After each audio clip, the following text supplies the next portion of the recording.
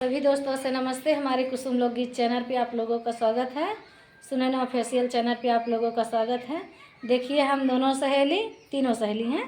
एक कैमरा पकड़ी हैं और बहुत प्यारा सा नाच करके गीत सुनाने चल रही हूँ और नाचने भी चल रही ये नाची ही और गाना के सहयोग करी बहुत प्यारा से वीडियो बना कैमरा से वीडियो बनाओ था। चलो उठाओ। बगिया ना सोहै राजा कोयल बिना, बगिया ना सोहै राजा कोयल बिना, माई बपैया बिना नैहर न सोहे, माई बपैया बिना नैहर न सोहे, रखिया ना सोहै राजा बिरन बिना,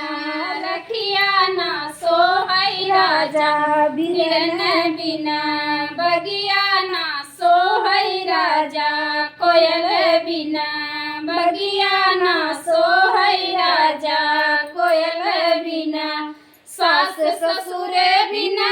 ससुर न सोहे, सास ससुर बिना ससुर न सोहे, अंगना ना सोहै राजा ननद बिना,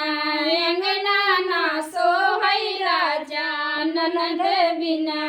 बगिया ना सोहै राजा कोयल बिना,